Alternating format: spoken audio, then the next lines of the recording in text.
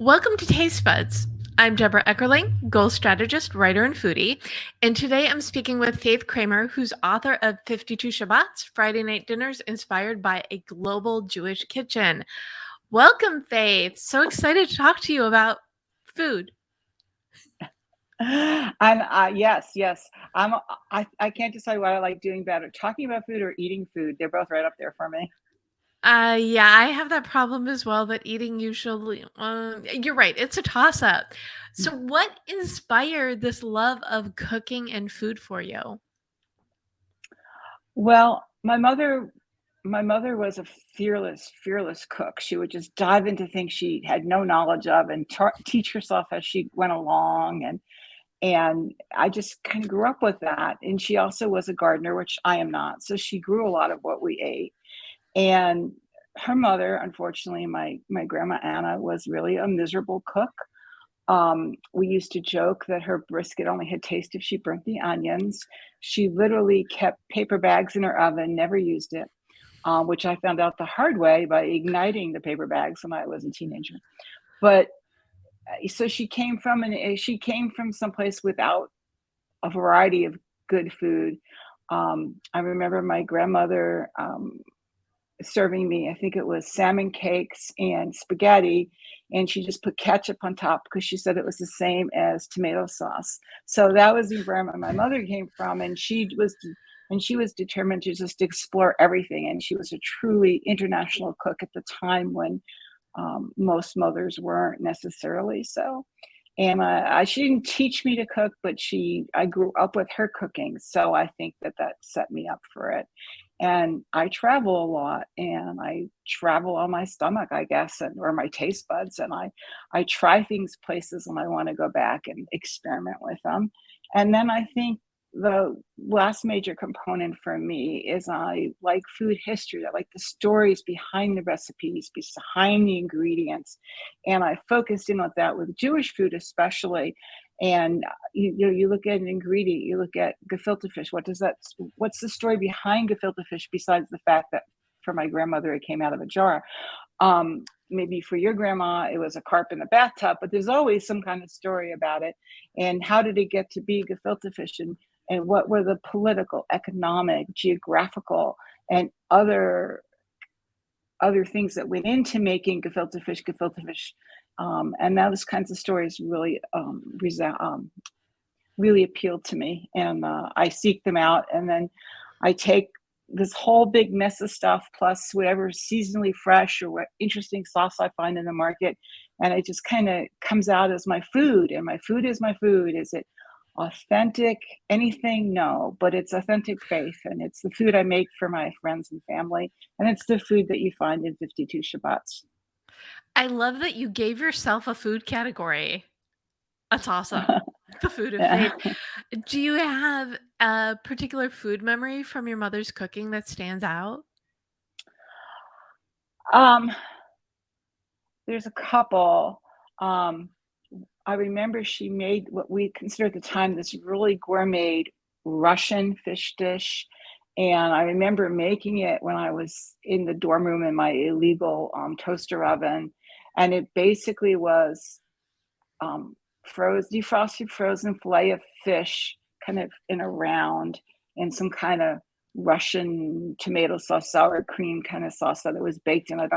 Thankfully, I don't really remember the recipe anymore. But more than that, I just remember her approach. And I was 7 or 8, and I was making a cake, and the icing wasn't coming out right. And my mother wasn't home. I think there was a babysitter. I don't remember the detail. Or maybe I was old enough to be home alone. So maybe I was 12 or something. And the frosting was way too loose. And I mixed in flour because the flour binds things. And of course, it tasted like library paste. And my mother, she came home to this cake and this frosting, and she just said very gently to me, "Wow, what a clever try to fix that. You had exactly the right idea. Next time, just use sugar." And her approach on that, just instead of feeling like I did something wrong, I felt like this sense of accomplishment that I had figured out this puzzle in the kitchen. I just didn't have enough information to solve it right. And I think that it's that kind of can-do attitude that I carry forward. I love that story.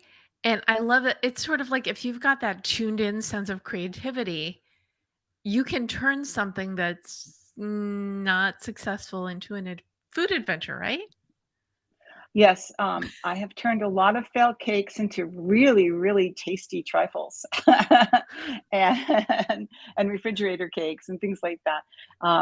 Baking is harder for me to be as much of an experimenter because if something needs a little more salt or a little more vanilla, you have to remake it. A stew or something, you can just add a little bit more of whatever seasoning it needs and retake and take another spoonful and see if that did it. So baking is more chemistry to me, but I do enjoy creating there as well. I just have to leave more time.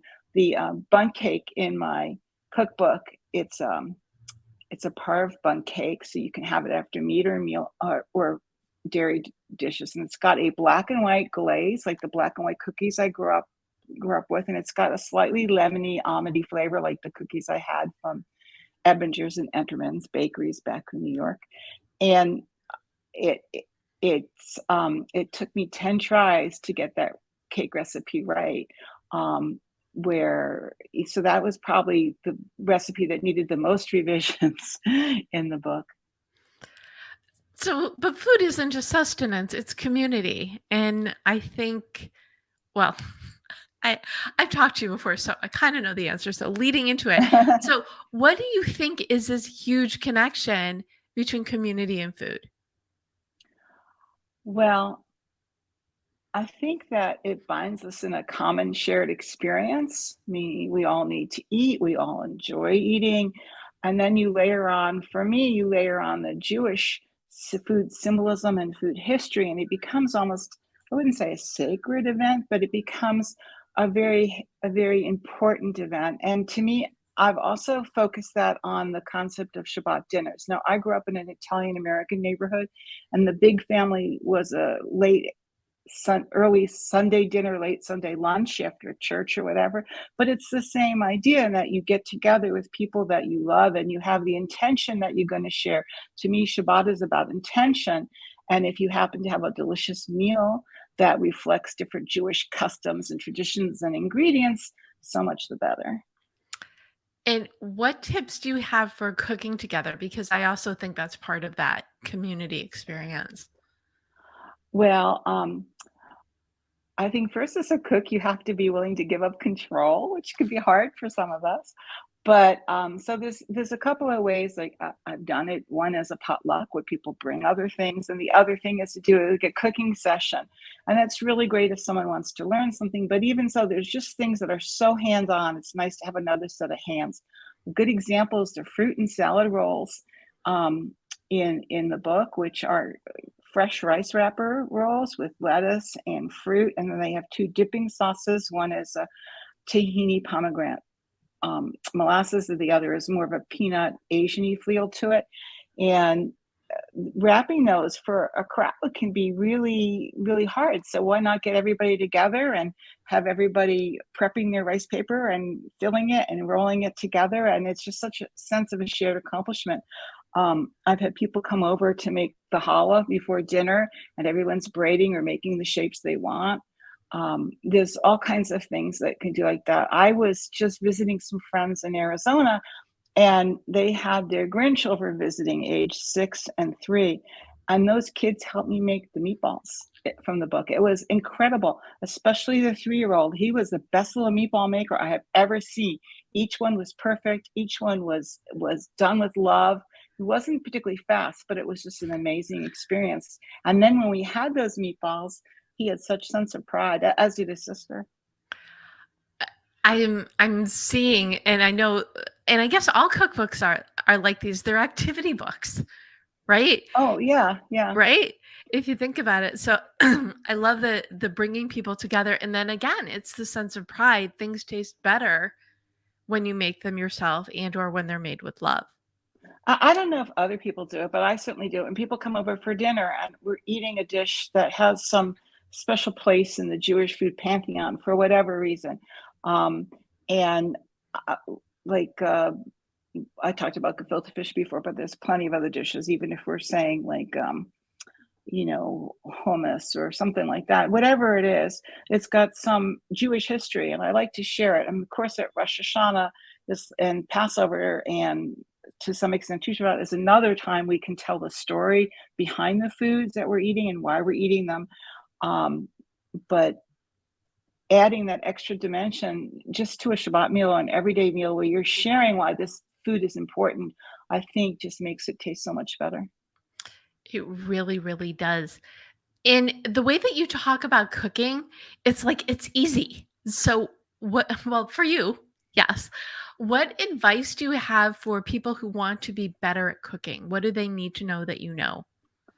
Cook often. Don't have to cook every day. I make enough for an army, and then we have some the next day, and I freeze it for days I don't feel like cooking. Most of my recipes have make ahead and storage tips in them because not everybody could put a full Friday night dinner on the table right away. Um, the other thing is to be open that everything doesn't have to be a home run. It's a learning process. Sometimes I have to admit, sometimes something is not necessarily edible and needs to be reformatted, like a cake that fell and needed to be turned into trifle or whatever. But so I would say cooking and eating, because the more you educate your palate and the more you gain the muscle skills, the better and easier it will be to cook. Read through recipes. That's something people don't do enough, and they get surprised. And so read through recipes. That's always a good one. But I would say the biggest one is don't set yourself up for too much all the time. Even I give menus for the Shabbat dinner, and some of the items are like steamed green beans. I mean, you don't need a recipe for that. And I talk about intention. And if your intention is to have a nice meal, whether it's a Shabbat meal or not, you don't necessarily have to make restaurant perfect food. People aren't looking to that from you. They'd rather have you relaxed and happy and joining them. And it's still Shabbat, or it's still a family meal if you have a rotisserie chicken. It's still Shabbat if you buy brownies or serve fruit instead of making a dessert recipe. It's still an occasion with people getting together if you outsource other elements or you do it as a potluck. So I like people to look at the intention and not get caught up in perfection. Really important, because most of the time, especially if it's something that you're cooking and you're correcting, if it's not perfect, who cares? It's food, yum. The other thing, and you're talking about these because your book is 52 Shabbats, but these recipes are from all over. Right. This is the food I serve my friends and family. It some of it is Ashkenazi, Eastern European, some of it is very American, some of it is informed by the travels I've taken all over the world. For example, we talked a little bit about the fruit and salad rolls with the rice paper wrappers. And I got the idea for that because my mother-in-law, may she rest in peace, always served a fruit compote. Just between you and me, she put tang on her fruit compote. So it wasn't like my favorite part of the meal, but to her, serving a fruit compote was really, really important. And for Friday night dinners, for holiday dinners, for family get-togethers, it was a standard on her table.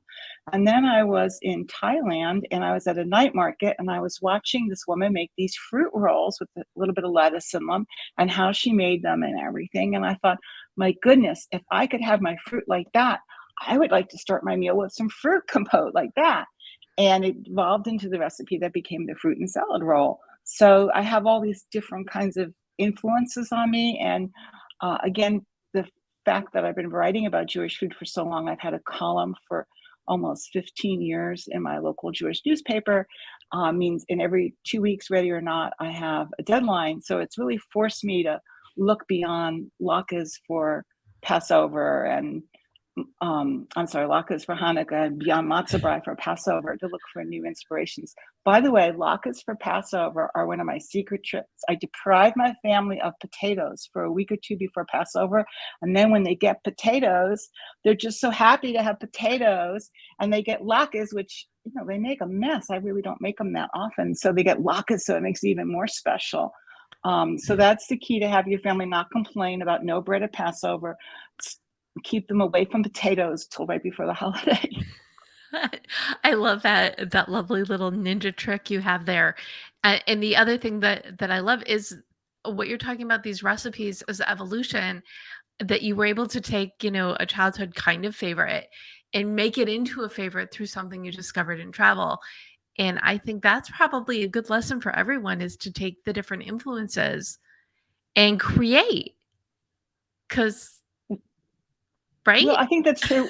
I think that's true if you're into cooking, but I also think it's true if you're into art, if you're into music, if whatever you're into, just I like to look outside the sphere I occupy and see and widen my sphere. And I think that one of the things that was really important to me in my Jewish food writing and in this book is that I looked around the global Jewish kitchen for inspiration. Um, and and I wanted the book to be as inclusive as possible. There's two stories that really resonate with me. One, a reader got in touch with me, and she came from a Sephardic background, and she said she was so happily surprised when she picked up my book, because she thought because most American cookbooks just really focus on Eastern European Ashkenazi food, and she felt that she could see herself in this. And another reader was a Jew by choice, and her mother for 20 years wanted to be a good Jewish mother but didn't know how. And now they're reading the book together, and the book has a lot of stories about Jewish community, Jewish practice, Jewish food, Jewish ingredients. I'd like to say, come for the recipes, stay for the stories, come for the stories, stay for the recipes. And they've been reading their way through it together and both learning. And so and the woman was just so grateful that it enabled her mother to feel connected to her Judaism. And I've also had a lot of interest from people that already have a strong Shabbat practice, and as well as people who aren't Jews. I've done a series of cooking classes around the country, and non-Jews show up. They want to learn more about the food. It's, we don't think twice about learning about Italian food or French food. And I think that Jewish food's starting to become like that too. Oh, I sure hope so, because most of it is so, so yummy. What is one thing you know about cooking that you wish you knew when you started? To marry a man who cleans up after you. Works for me. No, I don't know. I think about some of the early dishes I made, and I was, it's a product of my time. I started cooking for myself in the 70s, and so much was processed. I remember I made a Thanksgiving meal of a turkey roll roast, so that was processed turkey, and I think I had frozen green beans, and I think there was canned cranberry sauce, and I think it was a packet of instant mashed potatoes. Now, I'm not putting any of that down. For many people, that's really good. But if you want to develop a palate, the only thing you're tasting really there is a lot of salt and sugar. So I think that I would have started with unprocessed foods, farmers markets, all that kind of thing, a little bit younger than I did. But again, I really feel like the goal in the end is to feel satisfied and to be full. And if subbing out a processed food works for you, I have no problem with it. Wonderful. Well, thank you so much for sharing your experience and your love of food and community and creation. Where can people learn more about you? Well, I think the easiest, first of all, thank you for having me on Taste Buds. It's a pleasure and an honor. I think the easiest way to get in touch with me is through my website, faithkramer.com, FAITHKRAMER.com. And there'll be a link there to the writing I've done elsewhere.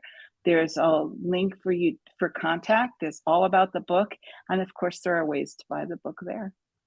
Wonderful. Well, and thank you so much.